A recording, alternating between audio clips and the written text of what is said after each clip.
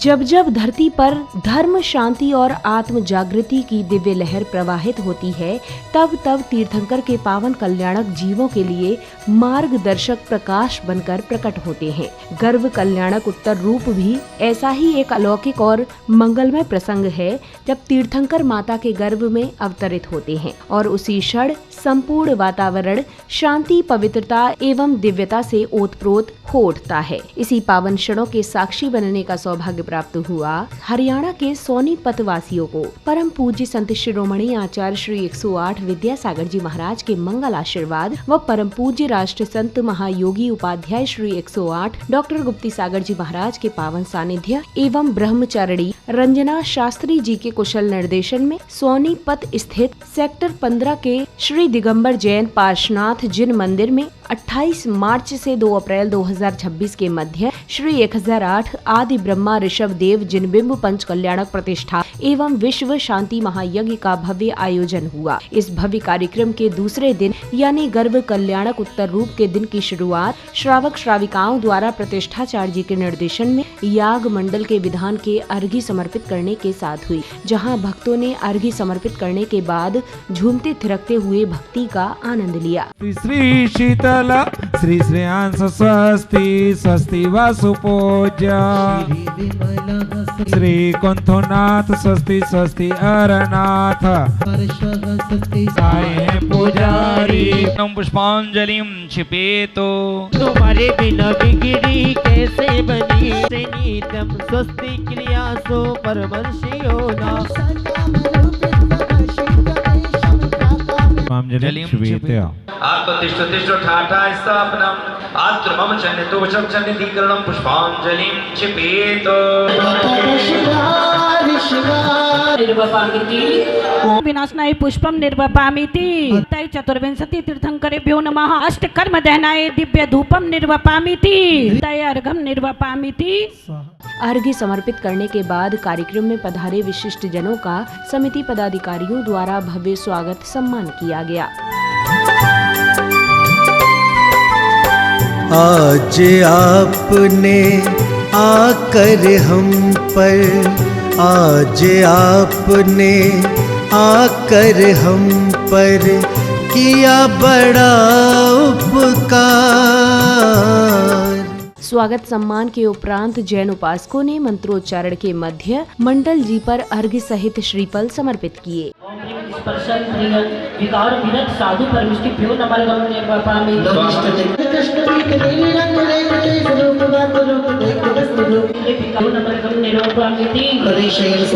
परमिष्टिभ्यो नमः निर्वपामिति साधु परमिष्टिभ्यो नमः निर्वपामिति पूर्णार्घम निर्वपामिति अर्घम निर्वपामिति।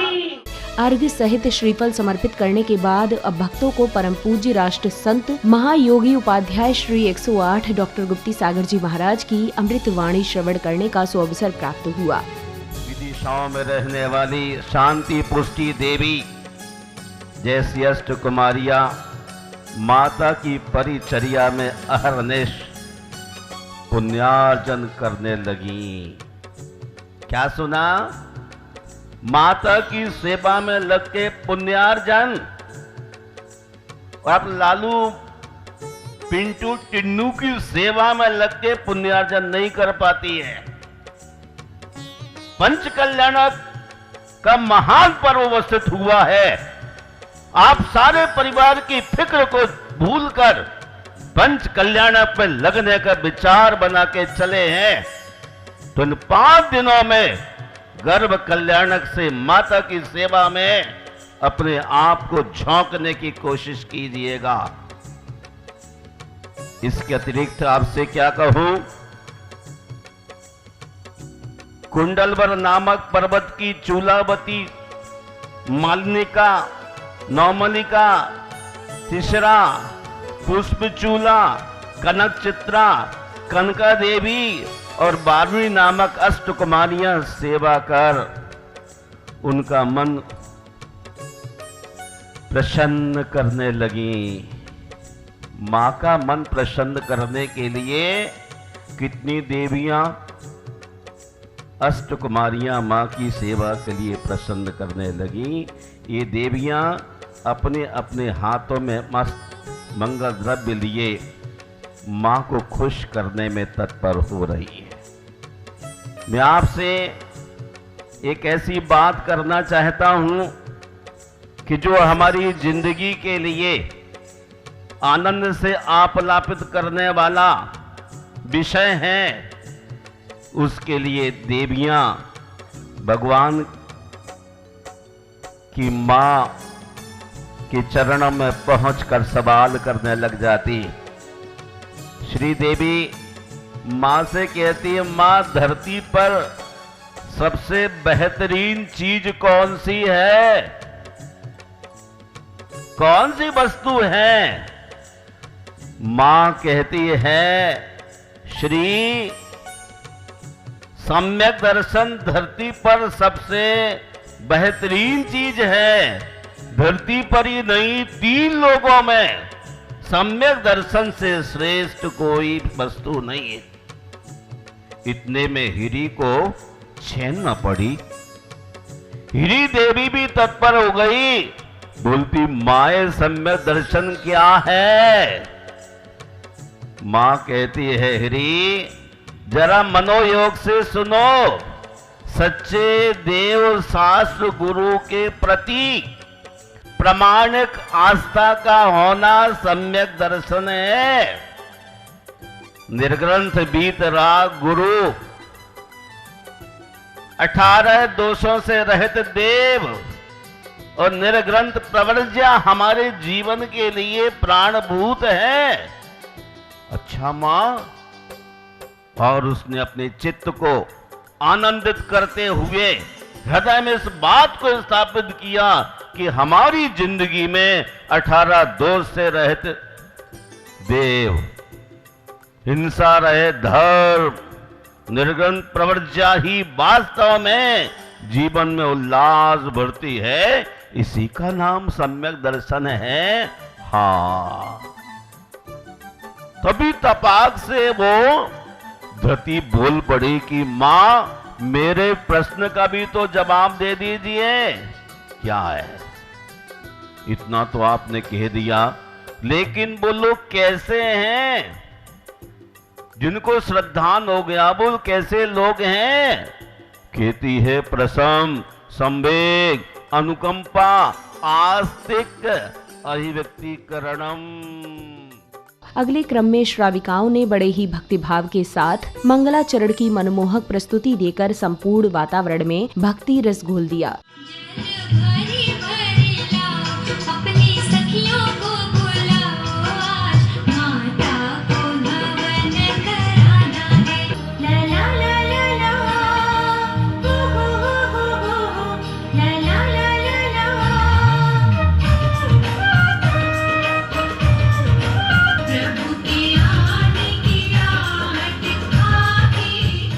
मंगलाचरण की मनमोहक प्रस्तुति के उपरांत श्राविकाओं ने भक्ति भावना प्रकट करते हुए अपने विचार व्यक्त किए। मैं केवल यह कहना चाहूंगी कि नारी सशक्तिकरण केवल समाज का नहीं बल्कि संस्कारों और धर्म का आधार है। नारी का सशक्तिकरण किसी के खिलाफ खड़े होने में नहीं बल्कि अपने अंदर की शक्ति को पहचानने में है। जैन धर्म में कहा गया है, हर आत्मा समान है, हर आत्मा में अनंत ज्ञान है। इसी प्रकार यह शक्ति सभी महिलाओं में समान रूप से विद्यमान है। फिर चाहे वो किसी बड़ी कंपनी की सीईओ हो, कोई प्रसिद्ध कलाकार, देश दुनिया की बागडोर संभालती कोई पॉलिटिशियन या एक गृहिणी। हम नारी के मानव उत्थान में योगदान की बात करते हैं तो देखिए, एक माँ आज तीर्थंकर को जन्म दे रही है जो सारे संसार का कल्याण करने वाले हैं। तो इससे अधिक एक नारी इस समाज को, इस संसार को क्या ही दे सकती है। जो भगवान है उन्होंने तो हमें मोक्ष मार्ग का प्रवर्तक किया है, मोक्ष मार्ग का हमें रास्ता दिखाया है। ऐसे तीर्थंकर भगवान की जननी एक महिला, एक माँ ही होती है। नारी जब सशक्त हो, बढ़े देश का मान, उसके हर प्रयास से ऊंचा हो सम्मान। मुझे आज बहुत ही हर्ष हो रहा है कि हम जिन भगवान का पंच कल्याणक महामहोत्सव यहाँ मना रहे हैं, उन्हीं भगवान आदिनाथ जी ने, ऋषभ देव जी ने अपनी दोनों पुत्रियों ब्राह्मी और सुंदरी को ही अक्षर ज्ञान और अंक ज्ञान देकर महिलाओं को शुरू से ही शिक्षा देकर सशक्त करना शुरू किया। वो सोचती है धर्म करना बड़ा आउटडेटेड है, जो धर्म करती हैं वो ओल्ड हो गई हैं। आप लोगों की सोच कहीं ना कहीं पूरी तरह गलत है। धर्म के साथ रह के भी मॉडर्निटी अपने बच्चों को सिखाएं, पहले खुद को समझें। आज गुरुओं का नगरों में आना इसलिए बंद हो गया क्योंकि हमारी महिलाओं ने चौके लगाने बंद कर दिए। घर में भी रोटी के लिए हमने चूल्हे चौके वाली रख ली हैं, तो गुरुओं का हम क्या करेंगे। आप लोग पहले इतना अपना प्रयास करिए कि हेल्पिंग हैंड रसोई में रखिए, पर उसके अलावा अपनी रसोई में जो अपने भावों से अपने घर के बच्चों को और परिवार को भोजन देंगे वो दवाई का काम करेगा, ना कि पेट भराई का। इसी क्रम में श्रद्धालुओं को ब्रह्मचारिणी रंजना शास्त्री जी की प्रेरक वाणी श्रवण करने का सौभाग्य प्राप्त हुआ।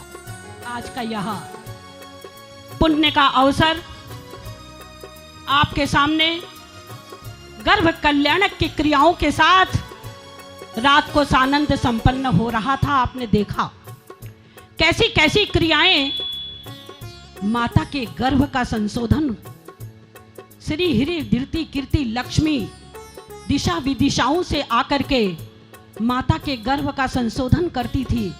किस प्रकार भगवान गर्भ में पधारते हैं, किस प्रकार माता को आनंद की अनुभूति होती है।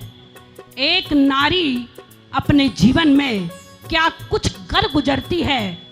कभी क्या हमने सोचा कि जीवन के कुछ पलों में हम इस भावनाओं को अपने दिल में लाने के बाद सोचें कि क्या जीवन में मैं भी कभी भगवान की माता पिता बन पाऊंगी। नहीं, क्योंकि आज का यह माहौल इतना बदल चुका है। ये तो गुरुओं की कृपा प्रसाद है और प्रभु के पंच कल्याणक का महा महोत्सव का आयोजन है, जिसमें आप अपना समय निकाल करके आ रही हैं।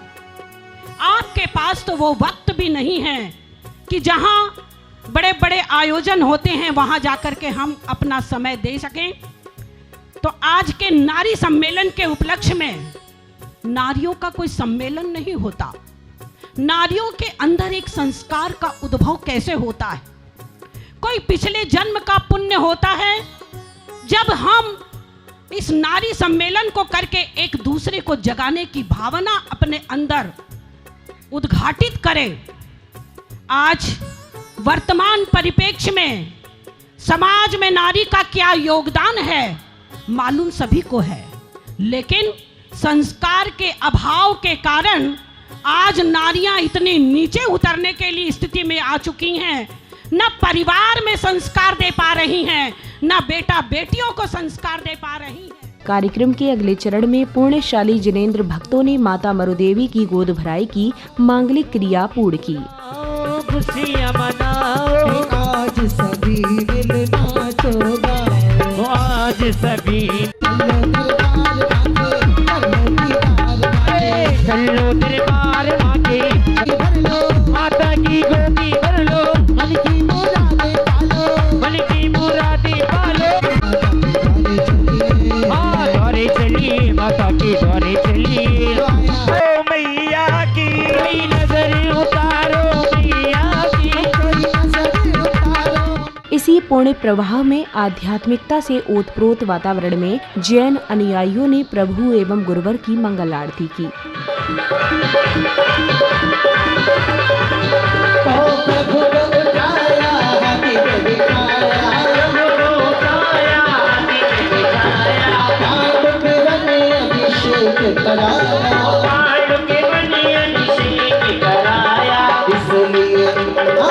आरती करो, हाथों में दीपक लेके आरती करो, आरती करो,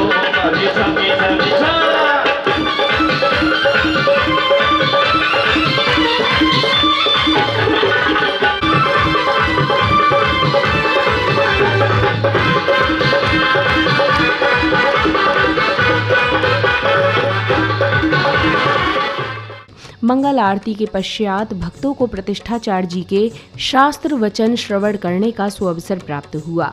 समव शरण में तीर्थंकर की अवगाहना हाइट से 12 गुना मानस्तंभ को देखकर उनका मान खंड खंड हो गया और नाम भी क्या आया? गौतम। गो गया, तम अंधकार, जिसका अंधकार चला गया वो गौतम गणधर बनने का सौभाग्य प्राप्त हुआ। अब शुरू हुआ गर्भ कल्याणक उत्तर रूप प्रसंग। प्रसंगानुसार अष्ट देवियां प्रभात वंदना करके रानी मरुदेवी को निद्रा से जगाती हैं और नहवन कराती हैं। इसके उपरांत अष्ट देवियां रानी मरुदेवी के लिए भिन्न भिन्न प्रकार की भेंट लेकर आती हैं। अरे माता, आज आपके चेहरे पर कुछ अलग सा तेज दिखाई दे रहा है। अद्भुत सपने देखे हैं, एक नहीं 16 सपने देखे हैं। धीरे धीरे चालो रे मैया, हौले हौले चालो आके दर्शन की।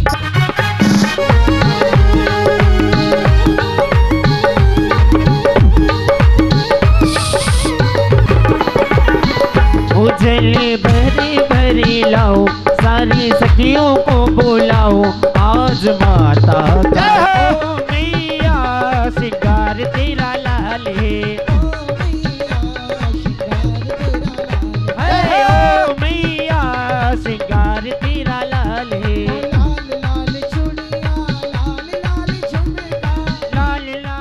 प्रसंग में अब दरबार में सौधर्म इंद्र शची इंद्राणी के साथ सिंहासन पर विराजमान हैं और दरबार में नृत्यांगना द्वारा नृत्य की प्रस्तुति दी जाती है। तदुपरांत इंद्र इंद्राणियां दरबार में अपनी जिज्ञासाओं का समाधान करते हैं। जो विवेकपूर्ण सदाचार के साथ प्रकृति अनुकूल आहार विहार करता है वो रोगी नहीं होता।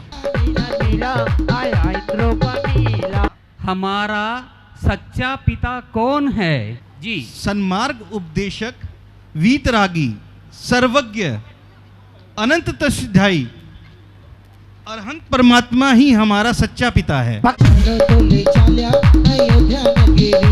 हमारी सच्ची माता कौन है? वीतरागी अरहंत परमात्मा के स्वांग से निकलकर सन्मार्ग दर्शाने वाली जिनवानी ही हमारी सच्ची माता है।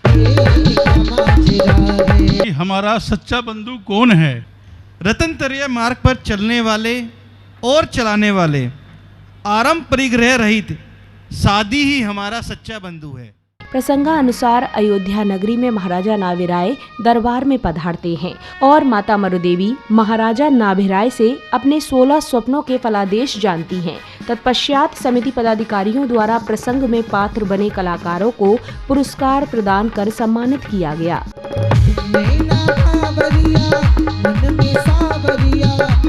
पिछली रात में हम सपन 16 देखिया, मैं तुम्हें सुनाऊं सपनों का फल प्यारा है। घर में मोती तीर्थंकर सुत हो, जागा भाग्य हमारा है। हे देवी, तुम्हारी कोख से प्रथम तीर्थंकर का अवतरण होगा।